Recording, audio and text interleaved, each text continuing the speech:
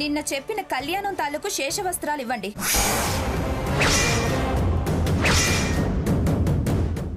వాటి కోసమే వచ్చాం. మేము వచ్చాక ఆగండి అంటూ మమ్మల్ని ఆపి వాళ్లతో పూజ చేయించడం ఏంటండి?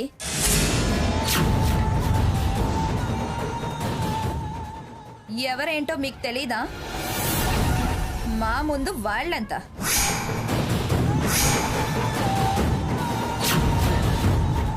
మా స్టేటస్ ఏంటి, వాళ్ళ స్టేటస్ ఏంటి? దమ్మిడి లేనోళ్ళు పూజ చేసేదాకా మేం నిలబడాలా? దేవుడికి భక్తి ప్రధానం అమ్మా. ఆయన సన్నిధిలో పేద గొప్ప అనే భేదాలు ఉండవు. అభిషేకం మధ్యలో ఆపకూడదు తల్లి. ఏంటి తేడాలుండవా? విఐపీలు విఐపీలే, సర్వదర్శనం సర్వదర్శనమే.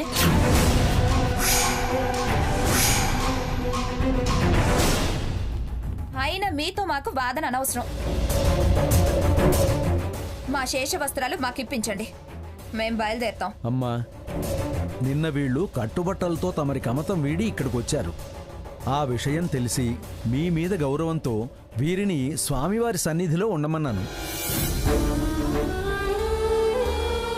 ఈమెను చూస్తే వాల్మీకి ఆశ్రమంలో సీతలా అనిపించింది. ఈ సన్నిధిలో సీతారాములే నివాసం ఉన్నట్టుగా తోచింది. అనిపించింది, తోచింది చాలు. ముందు మాకు దేవుడి వస్త్రాలు ఇమ్మన్నానుగా, ఇవ్వండి. అది ఇందాకే వీరికిచ్చేశానమ్మా.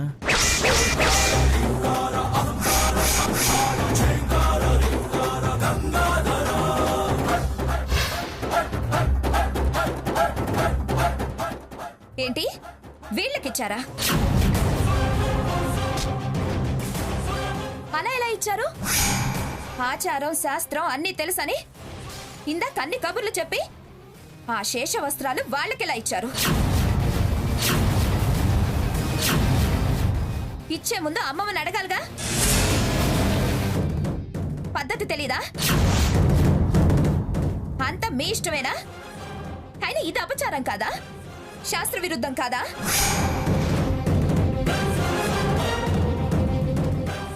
శేష వస్త్రాలు అంటే పవిత్రమైనవి. అవి అందుకోవడానికి అర్హత ఉండాలి.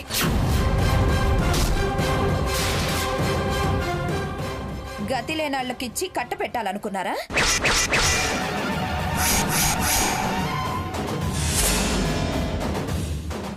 తప్పుడు పని చేసిన మీరేం పండితులు? ఎందుకే చెవి తెగిన మేకల కూతలు?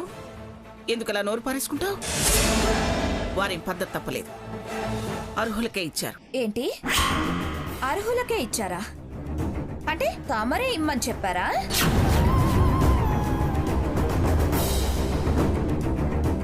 వాళ్ళకిమ్మని చెప్పారా? వాటి విలువ అంతా ఇంత అని నాకు ఆశ పెంచి ఇక్కడ అవమానించడానికి తీసుకొచ్చారా? ఎవరు తీసుకొచ్చారు? నువ్వేగా. నేను వస్తానని బయలుదేరొచ్చావు. నాకే విషయం తెలియక, ఈవిడ బుద్ధి తెలియక, వీరి ప్రేమానురాగాలు ఇక వీరి మీదే అని తెలుసుకోలేక ఈ విలువైన శేష వస్త్రాలు ఇప్పించి వాళ్ల చేత అభిషేకాలు అర్చనలు చేయించి వాళ్ళని ఆశీర్వదించడానికి వచ్చారన్న విషయం గ్రహించలేకొచ్చాను. వచ్చాను కాబట్టి మీ బుద్ధి తెలిసింది. మీ ఆలోచనలు బయటపడ్డాయి. వీళ్ళ బుద్ధేంటో స్పష్టంగా చెప్పినా వీరి మనసంతా వీళ్ల మీదే ఉందని నాకు అర్థమైంది. సర్నా, అర్థం పర్థం లేని మాటలు మాట్లాడుకో. వాళ్ళు అసలు ఎక్కడున్నారో మాకు తెలియందే. ఎలా అత్తయ్య గారు వాళ్ళకిమ్మని చెప్తారు? మీకు తెలియకపోవచ్చు, నాకు తెలియకపోవచ్చు, కానీ వీళ్ళ మధ్య సమాచారాలు ఉండే ఉంటాయి.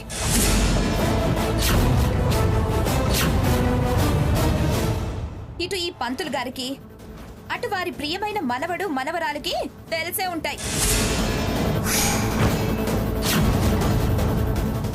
నా సపోర్ట్ వాళ్ళకే అని నాకు తెలియటం కోసం ఇలా తీసుకొచ్చి రుజువు చేసుకున్నారు. అతివాగుడు వాగితే దేవాలయం అని కూడా చూడడం.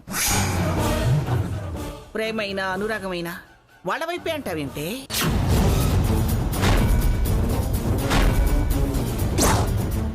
నీ తప్పుడు కోతలు నమ్మి వాళ్ళతో తెగదింపులు చేసుకుంటానా? వాళ్ళ మేలు తలవకుండా వాళ్ళని తలుచుకోకుండా ఉంటానా?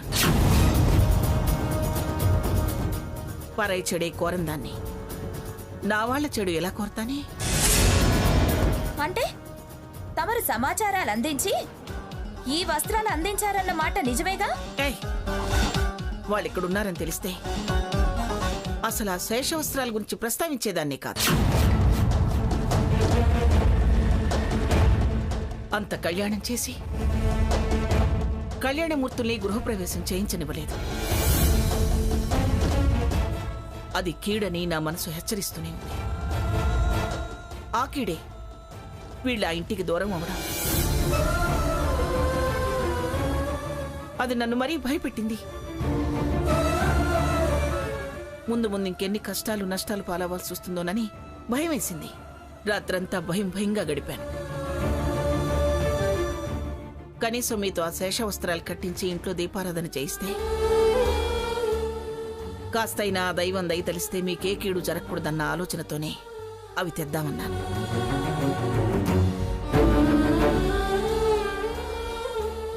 మేలు జరుగుతుందన్న ఆశతోనే అన్నాను.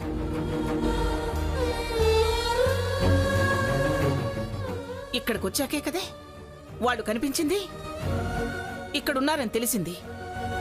తమరు ఆ వస్త్రాల గురించి వాటి విలువ గురించి చెప్పాక ఎలాగో మమ్మల్ని కళ్యాణం పీటల మీద కూర్చొనివ్వలేదుగా. ఆ వస్త్రాలైనా కట్టుకుంటే చెయ్యబోయే వ్యాపారం కలిసి వస్తుందని వచ్చాను. కానీ అవి పూజారి గారే వాళ్ళకిచ్చారు కదా స్వర్ణ. అమ్మా, మీరు వస్తున్నారన్న విషయం నాకు తెలీదు. పైగా సీతమ్మ గారు నేను దేవుడి సేవలో పాల్గొంటానని అన్నారు. నేను శుచి శుభ్రత అంటే దీనంగా కట్టుబట్టలతో వచ్చామని నాతో అన్న మాట నా మనసుకి చాలా బాధ కలిగించిందమ్మా.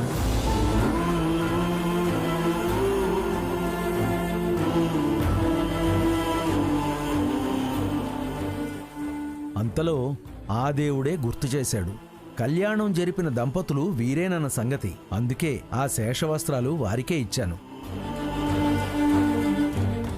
ఇచ్చి ఇలా అలా అని సమర్థించుకోకండి. ఏయ్, అది దైవ సంకల్పం, వారినంటామే. అయిన పద్ధతి అర్హత చెప్పారుగా పంతులు గారు. కళ్యాణం జరిపించిన దంపతులకే అవి ధరించే అర్హత అని. అందుకే అవి ప్రాప్తం ప్రకారం వాళ్ళకి దక్కాయి. ప్రాప్తం కాదు, ప్లాను. మీరే ఇదంతా చేశారు. నాకు అర్హత లేదని వెక్కిరించడానికి కథలు చెప్తున్నారు. నువ్వే వీళ్ళకి ఫోన్ చేశావు అంతే.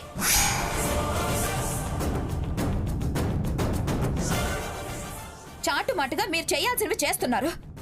మీ బలం చూసుకునే ఆవిడ అంత ఛాలెంజ్ చేసింది, నువ్వు ఇలా ఎగతాలు చేస్తున్నావు. ఏయ్, ఇప్పుడు ఆ ఇంట్లో లేను, నీ విషయంలో తలదూర్చలేదు. మా బతుకు మేము బతకడానికి బయటకు వచ్చిన వాళ్ళం. ఎవరి ధైర్యంతోనో, ఎవరి బలం ఉందనుకోనో, ఎవరి సహాయం ఆశించో మేము ఎదుగుతామని నీతో శపథం చేయలేదు. ఏ రూపంలో కూడా చివరికి మాట సహాయం కూడా ఆశించటం లేదు. అమ్మమ్మ గారి పేరు కూడా వాడుకోమని దైవ సన్నిధిలో ప్రమాణం చేసి చెప్తున్నాను. చూడవే, చూడు, ఈ ఫోన్లో అమ్మమ్మ గారి కాంటాక్ట్ ఉందేమో చూడు. ఇన్కమింగ్, అవుట్ గోయింగ్, ఆఖరికి మిస్డ్ కాల్స్ లో అయినా ఉందేమో చూడు.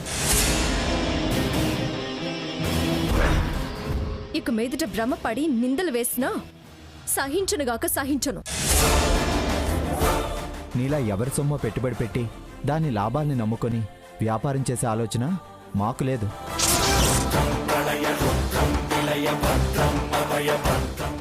మా ఆత్మవిశ్వాసాన్ని పెట్టుబడిగా పెట్టి మా శ్రమని దానికి జత చేసి మా నీతి నిజాయితీ ఆలోచనల్ని తోడు అనుకొని మేము ఎదిగి చూపిస్తాం. రఘురాం, దాని మాటలకి మీరు సమాధానం చెప్పాల్సిన అవసరం లేదురా. ఆహా, అందుకేనా కళ్ళల్లో మెదులుతారు గుండెల్లో కదులుతారు అని అంది? ఆ కదలికలేంటో ఇప్పుడే అర్థమయ్యాయి. మాటలు వేరు చేతలు వేరు. ఈ వస్త్రాలు వాళ్ళకి దక్కటమే సాక్ష్యం. రాజు గొప్ప మొండి గొప్ప అంటే మొండే గొప్ప అన్నట్టుందే నీ వాలకం. కాదు అంటే మూర్ఖంగా మళ్ళీ అలా మాట్లాడతావే? అంత వివరంగా చెప్పాక కూడా అదే అంటావే? వదిలేసి వద్దామనుకున్నాను గాని అసలు మొక్కు మీ అమ్మది. మగ పెళ్లి వారి తరపున వెళ్ళిన వాళ్ళమే మనం. అవి వాళ్ళకే దక్కాయి. వదిలే.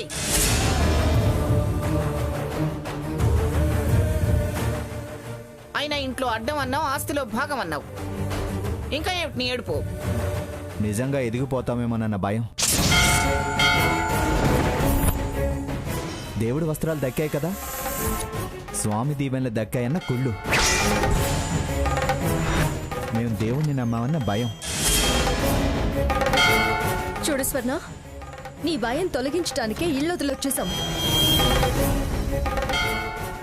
మా గురించి ఎలాంటి తప్పుడు మాటలు అన్నా, అవమానం చేసినా మిగులున్న ప్రేమానురాగాలను కూడా దూరం చేసుకుంటావు.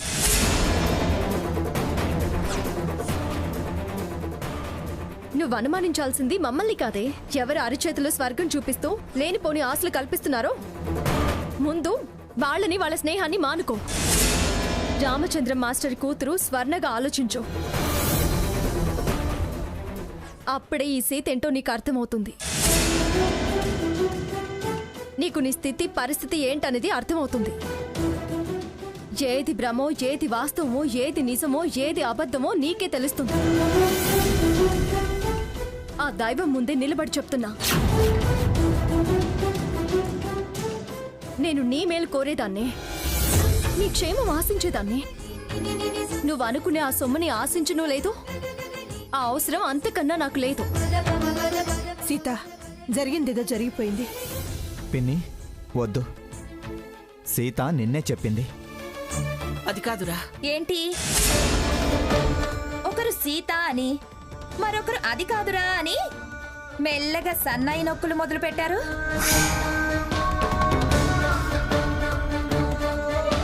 పిలుస్తారండి కలిసుందామని ఆహ్వానాలా? నేను అస్సలు మేము వస్తామంటే కదే నువ్వు ఒప్పుకోను అనడానికి. అమ్మమ్మ గారు, మీ పిలుపులు దానికి కొత్త అనుమానాలు కలిగిస్తాయి. దయచేసి ప్రేమున్నా తిరిగి రమ్మని మాత్రం పిలవద్దు. నాకు ప్రత్యక్షంగా కానీ, పరోక్షంగా కానీ, మాట రూపంగా కానీ, మనిషి ద్వారా కానీ ఏ విధంగానూ సాయం చేసే ప్రయత్నం చేయొద్దు.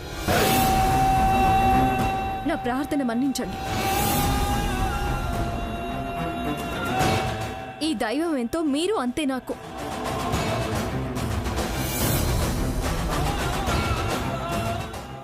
ఈ విన్నపాన్ని ప్రమాణంగా భావించండి. నన్ను మన్నించండి. ఆహా, గుడి, దేవుడు, దేవత అని చెప్పి ఇంకో మాత్ర చాలు. టోటల్ గా అమ్మమ్మ గారు తమరి మత్తులో పడి సీత సీత అంటూ కోమాలోకి పోవటానికి. స్వర్ణ, ఎక్కడున్నావో కూడా సోయి లేకుండా ఏమిటో మాటలు? నేనేం చెడు ఉద్దేశంతో అనలేదు. వారు తెలివిగా ములగ చెట్టు ఎక్కించటం చూసి అలా అన్నాను. దానికే ఉందే, దానికి ఉన్నవన్నీ దురుద్దేశాలే. దీని మనసులో ఉన్న అసలు బుద్ధి బయట పెట్టుకుంది. నేను కోమాలో కాదే, నా ప్రాణమే పోతే నానమ్మ, అది కోరుకునేది అదేనే. ఆస్తి మొత్తం సొంతం చేసుకుని సంసారాన్ని సంతకెడుద్దామని. దానికి గుడి, బడి, దేవుడు అని ఏదీ లేదు. దానికి దెయ్యం పట్టి ఊగిపోతుంది.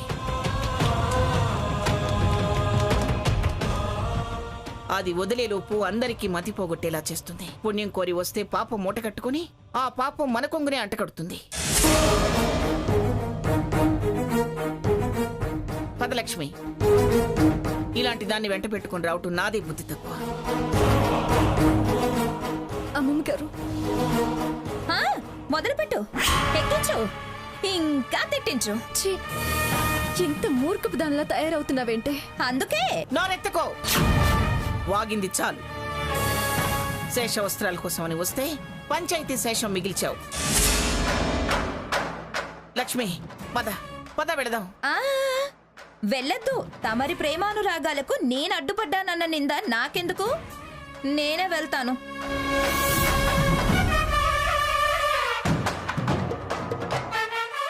వద్దు లక్ష్మి, మనం ఇక్కడ ఉండి వాళ్ళకి ప్రశాంతత లేకుండా చేయడం ఎందుకు? పద. అమ్మా, కుంకుమార్చన వేళవుతోంది, అది కూడా చూసి ఆశీర్వదించి వెళ్ళండి అమ్మా. పంతులు గారు, దేవుడి సన్నిధిలో పిల్లలకు ఆశ్రయం ఇచ్చి కొండంత దేవుడు అండగా ఉండేలా చేశారు. చాలా మంచి పని చేశారు.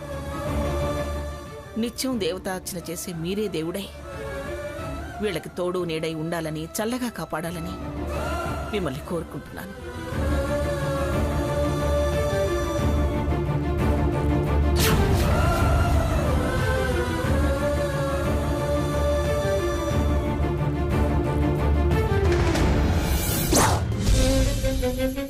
ఏంటో వదిన గారు, ఇల్లంతా పోసిపోయింది. సీత సీత అని పిలవడానికి లేదు కదా అని తలుచుకుంటేనే చాలా బాధగా ఉంది. ఏం చేస్తాం, అంతా నా కర్మ. అత్తారింట్లో ఉందన్న తృప్తన్నా ఉండేది, కానీ ఇవాళ అనాథల ఎక్కడున్నారో ఏం చేస్తున్నారో అని అన్ని ఆలోచనలు నన్ను వేధిస్తున్నాయి వదిన గారు. ఎప్పుడు ఏ వార్త వినాల్సి వస్తుందోనని భయపడుతున్నాను. మీరు ఆ విషయంలో భయపడాల్సిన అవసరం లేదు వదిన గారు. ఏ, ఎందుకలా అంటున్నారు? వాళ్ళు ఎక్కడున్నారో తెలిసిందా? అవును, ఉదయం అత్తయ్య గారు నేను కలిసి శేషవస్త్రాలు తెద్దామని గుడికెడితే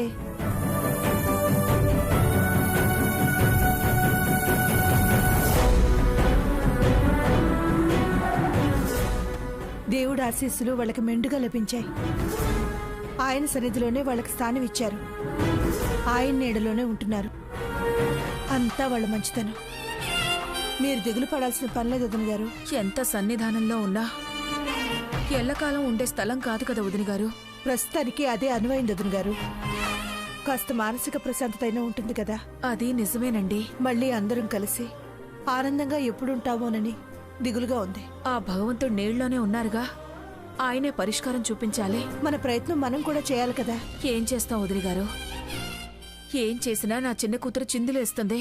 ఆలోచిద్దాం వదిన గారు, మనం కలిపే ప్రయత్నం చేద్దాం. అలాగే వదిన గారు, నేను ఆలోచిస్తాను. మంచిది. ఉంటాను వదిన గారు. మంచిది.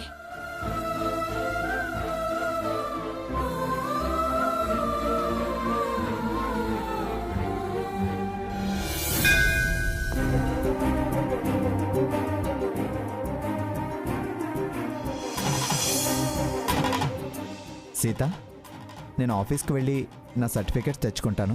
ముందు దేవుడికి దండం పెట్టుకుని ఆ తర్వాత వెళ్దాం.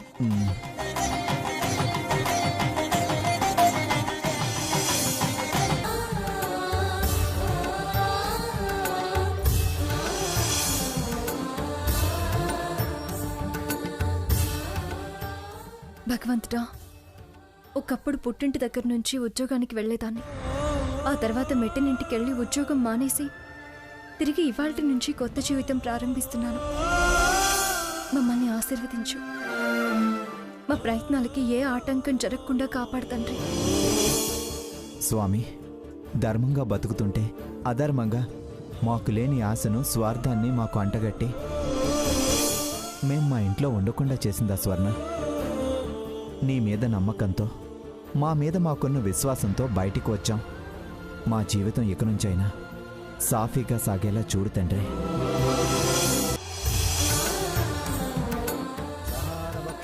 నమామి విష్ణుం శిరసా చతుర్భుజం అకాల మృత్యుహరణం సర్వవ్యాధి నివారణం సమస్త పాపక్షయకరం పరమేశ్వర పాదోముఖం పావనం శుభం జగమాల